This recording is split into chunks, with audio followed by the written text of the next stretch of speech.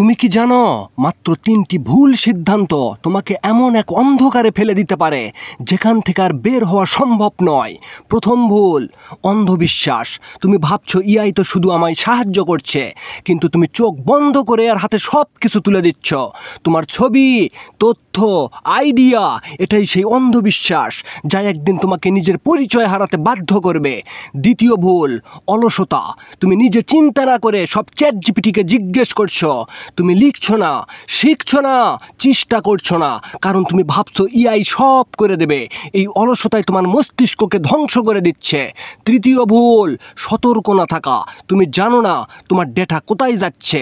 তুমি ভাবছো এটা শুধু একটি অ্যাপ, কিন্তু সেই অসতর্কতায় একদিন তোমাকে শিকার বানাবে।